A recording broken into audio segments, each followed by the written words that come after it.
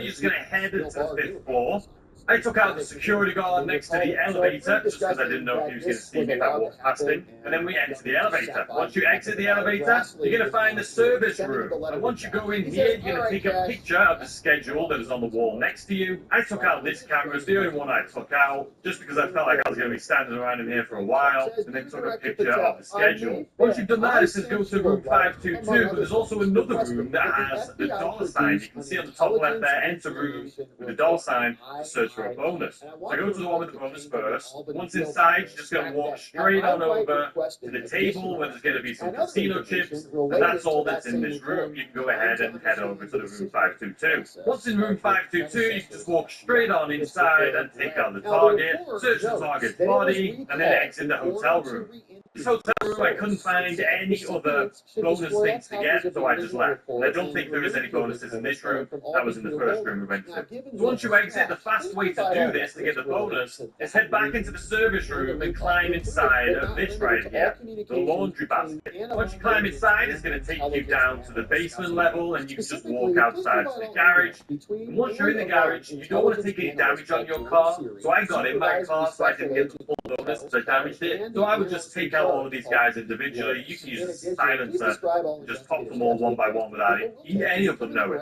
And if you've done that silently and you didn't shoot at anyone, you actually won't get any cars chasing you, so you won't lose any damage to your car. If you do trigger the alarm and you shoot them when you leave, there will be cars chasing you, so you could get damaged. And once you drop it off, you'll get the bonus. You can see I missed the bonus a little bit there just because I triggered the alarm downstairs. This was my first time doing it. But for this one, we got 26 or 22,600. Now for the next one, it is compound interest. Now for this one, you're going to go to Alborough Heights and just smoke on the water truck. Once you get there, you can take everyone out and then enter the house. Inside of the house, you're going to find Skinny. Don't worry about being stealthy at this point. Just grab Skinny and get out of there. There's no secondary loot in that house. You're going to take Skinny down to the lockup. Once you get to the lockup, you're going to have to defend him, take out a few guards. So the one you're going to want to go for is the one on your mini-map that has like a target on his face. Once you kill him, you can see he does drop a copy of the code. Now at this point, you can run down to the box, open it up and grab the copy of the code. But as you can see right here, I will pause it. As you see these 3 containers, 1, 2, 3, you can actually open these 3 up. If you open these 3, you will get bonuses, and that's how you get the bonuses for this mission. On this run through that I recorded, I didn't do that, but that's where they are. Once you've done that, you just take it back to the casino, and that's it, done. Now for this one, it is mutual funds.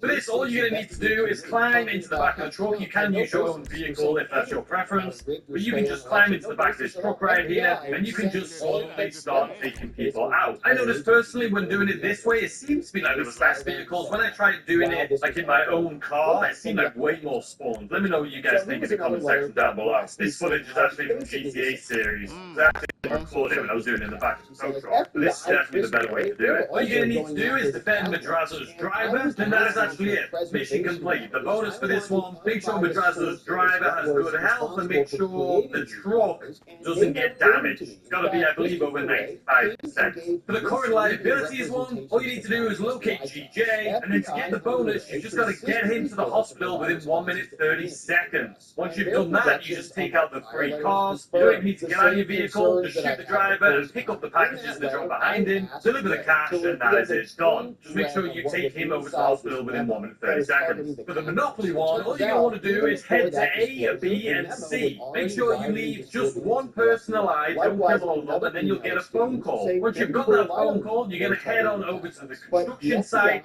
get the bonus, just make sure you go underneath on the base level first, grab the duffel bag of money. Once you've got that, head up to the roof, take out the big boss, you can use the crane here to drop it on his head, and then escape. That's it. So that's it, ladies and gentlemen, everything you need to know about the car wash business, including its 2 other businesses, the Smoke on Water and the AES helicopter tours. Make sure you check the links in the description if you want to see the Quickie Farm, how to do that, the Quickie Farm. There's a whole guide on that. There's guides on the individual businesses, and then 130 new things that this DLC brought us. Linked in the description down below. I hope you have a fantastic day. If you have any democracy in Washington, D.C., while they had a demented president who was there asleep at the wheel. Today we had a hearing about the audit and scheme. Hey guys, welcome to the Liberal Hive Mind, a channel solely focused on exposing the abundant hypocrisy of the left. Look, the way I see it, I think President Trump is proving the naysayers wrong. All the talking heads and a lot of people on social media spent the last couple of days shrieking about World War III and Donald Trump is some trigger-happy lunatic. But what are the actual facts? What is the president actually doing?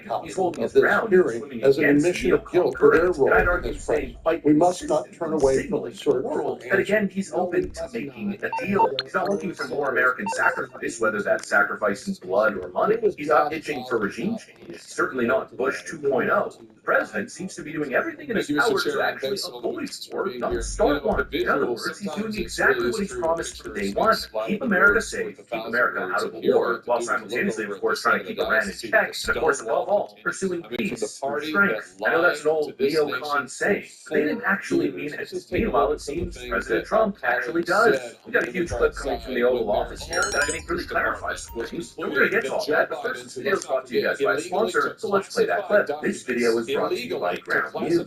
Listen, friends, we are living in an information war. All kinds of different outlets posting different information. You got the spin, bias, the half-truths. It's like navigating through a field of fake news landmines. And that right there is exactly why you need Ground News. Thanks to their truly innovative blind spot tool, you can see every trending story, but then you can also see how different sides are covering the same story or how some outlets are conveniently ignoring it altogether. Here's a perfect example. We got this headline here. Tom Homan sounds the alarm about national security risk from undocumented border crossings. And as you can see with Ground News' blind spot tool, the leftist mainstream media apparatus is pretending like this headline doesn't exist. There was a border crisis? What border crisis? I'm telling you folks, it's the best news aggregator in the business. If you want to see the daily news from a different angle, then you absolutely need Ground News in your arsenal. And of course, now here comes the pitch. By simply scanning the QR code on screen or clicking the link down below in the description, that's groundnews.com/highline, you get 40% off when signing up for Ground News Advantage plan, giving you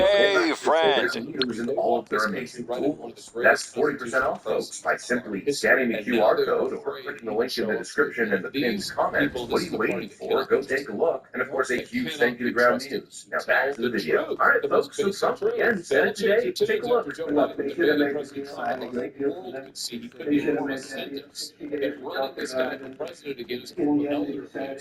And they changed their tune.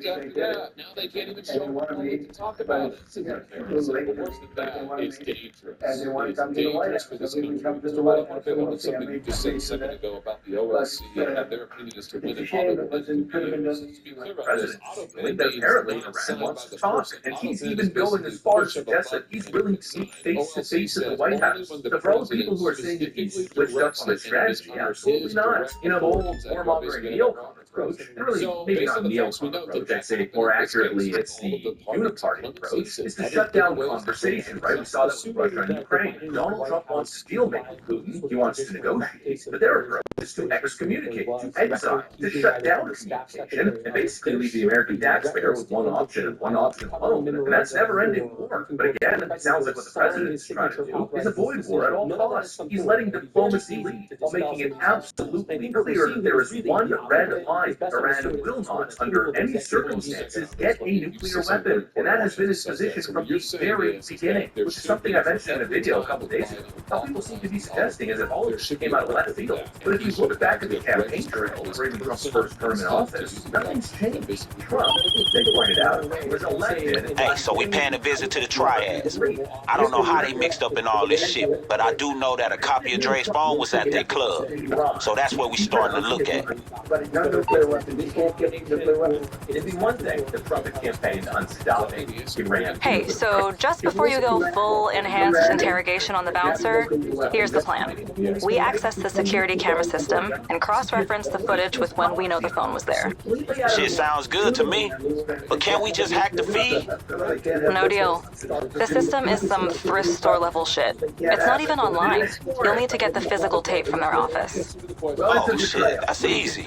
Right, partner? When you say one thing on the campaign trail, you cannot have a nuclear weapon. That was the only thing. The one thing it says you cannot have. And another thing, once you get it off, you can't let Iran I don't want the U.S. to get bogged down in another war in the Middle East. I think many of the arguments regarding Iran are bogus, as I said repeatedly on the show. But it also seems strange. I don't really understand why people feel so sideswiped by this issue. The president has remained consistent since day one, which is exactly what he ran on. And honestly, it feels like we're in a situation right now. Many people are attempting to speak for the administration instead of actually listening to what President Trump is saying currently and what he has been saying. And now, naturally, the left is, of course, panicking because Trump is actually doing what he said he would. He's remaining consistent. Frankly, he's doing what they have never been able to do, actually lead from the front without starting a new war. And so in a desperate Democrat attempt to smear the president, they're now trying to pull the stupidest stunt I think imaginable. Bryan Krasinski, as usual, has stumbled upon a scandal. They're now claiming that because the White House sent a memo to commentators and journalists highlighting the president's consistency on this issue, they're claiming that there's some kind of conspiracy now to brainwash the people. Bryan Krasinski writes, the White House sent emails seeking to multiple influencers and Republican politicians to provide them with talking points to justify U.S. intervention in Iran. They are trying to brainwash us, rationalize war. Then we see an email from the Trump campaign showing all the times the president has been consistent on this issue. Give me a freaking break. Brainwash. I'd say that's a little bit of projection coming from the same people which coordinated talking points, all their politicians, dozens of NGOs, TikTok shills. The party of brainwash, the party of propaganda, is going to lecture us on this issue? I think not. This email memo was simply a statement of fact. The record, a bullet point memo reminding folks that he's been quite consistent on this particular issue for quite some time. And the idea that the Trump administration is trying to rationalize war as President Trump is trying desperately to oppose war, well, it's just shockingly dishonest. It's coming from Bryan Krasinski, of course, so it's not exactly surprising. And if anything, considering how weak the Iranian regime is right now, again, I think what we're seeing speaks volume to the president's actual restraint in situations like this. The Iranian regime is reeling. They've taken major strategic hits recently. Their generals are getting bombed into oblivion. Their nuclear sites are being leveled. Their economy is being crushed by sanctions. The president, if he wanted to, probably could, at this point, declare an all-out invasion. But he's still giving Iran a way out. Rationalizing the war. Give me a freaking break. And probably the craziest part of all is that if Donald Trump really, truly wanted to, if he wanted to declare war on the Iranian regime, he probably could do so with very little pushback. Do you think Congress would push back? Of course not. I mean, they're salivating at the idea that they could greenlight another endless conflict. And when it comes to the polls, well, they kind of speak for themselves. I feel like there's more support for Donald Trump's positions than is comically acknowledged. Oppose Iran getting a nuclear weapon.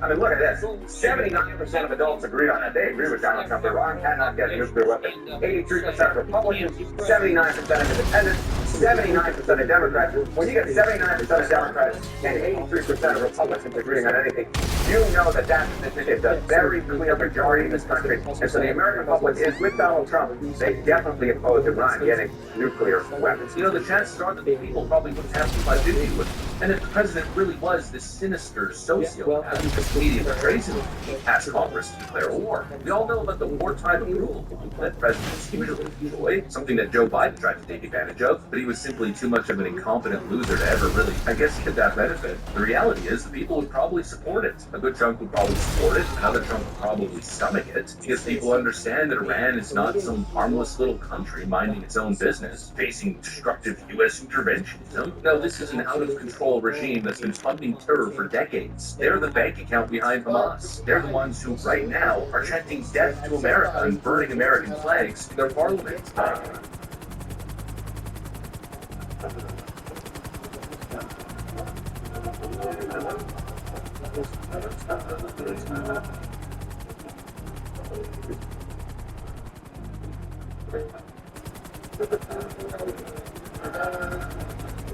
And yet, despite all that, despite all the Iranian-funded terror, despite the clear, identifiable threat that President Trump probably understands better than anyone, considering he's the President of the United States and is privy to the most classified intelligence, he's still offering peace first. I don't want to hear this talk of Bush 2.0, at least based on the information that we have right now. I don't want to hear this talk of warmonger, neocon, this, that, and the other. What President Trump is doing right now is showing an extreme level of discipline. I mean, he is giving an open-door opportunity to the Iranian regime to have a way out.